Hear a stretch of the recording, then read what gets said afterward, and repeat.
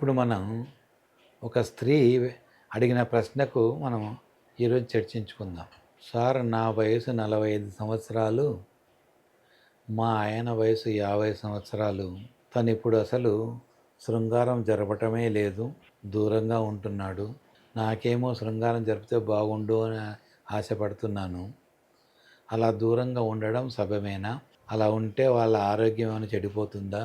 ఇప్పుడు తను ఏ విధంగా శృంగారంలో పాల్గొనేటట్టు చేయొచ్చు అనే ప్రశ్న వేసింది. ఈ శృంగారం అన్నది మనిషి మనిషికి మారుతూ ఉంటుంది. దీనికి కొలబద్దలంటూ ఏమి ఉండవు. ఇప్పుడు మనిషి మనిషికి ఆకలి ఏ విధంగా మారుతుందో, ఒకరికి 2 ఇడ్లీ తింటే కడుపు నిండిపోతుంది, ఒకరికి 2 ఇడ్లీతో పాటు ఒక దోశ కావాల్సి వస్తుంది, ఒకరి 2 ఇడ్లీ దోశతో పాటు ఇంకొక వడ తెప్పిసారంటాడు. ఇట్లా మనిషి మనిషికి ఆకలిలో ఎంత తేడా ఉంటుందో ఈ శృంగారంలో కూడా అంత తేడా ఉంటుంది. ఇప్పుడు ఇద్దరికీ దాని మీద ఇంట్రెస్ట్ లేకపోతే గొడవ లేదు.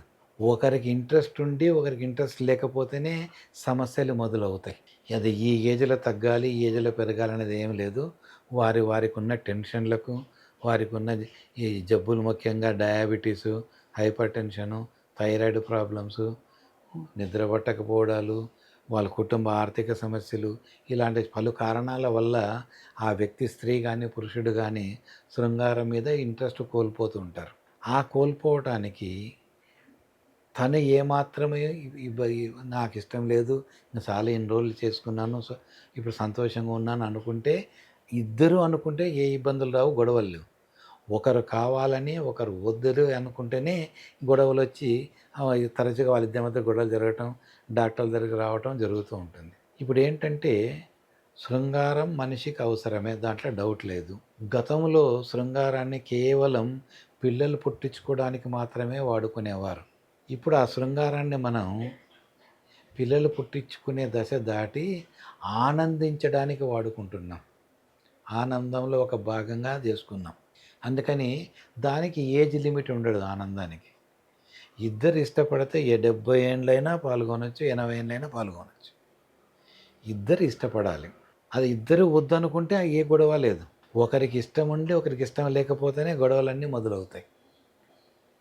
ఆ ఇష్టం లేని వ్యక్తి ఎందుకు ఇష్టం లేదు, కేవలం ఈ ఆరోగ్య కారణాల వల్ల తగ్గిపోయి ఇష్టం లేకపోతే వైద్యం చేసి మళ్ళీ ఇష్టది తెచ్చి ఇద్దరు దంపతుల్ని శృంగారంలో పాల్గొన్నట్టు చేయొచ్చు.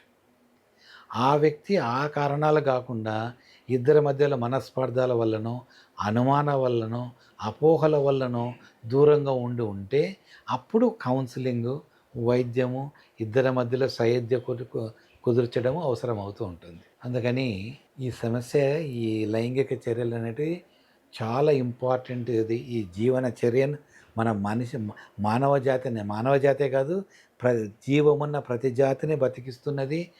ఆ జాతి సంతతిని పెంపొందించి జాతి మనుగడకు ముందుకు తీసుకెళ్తున్నది ఈ శృంగారమే. ఆ శృంగారాన్ని మనం జాగ్రత్తగా వాడుకుంటే, జబ్బులు లేకుండా, కలుషితం కాకుండా ఉంటే బాగుంటుంది.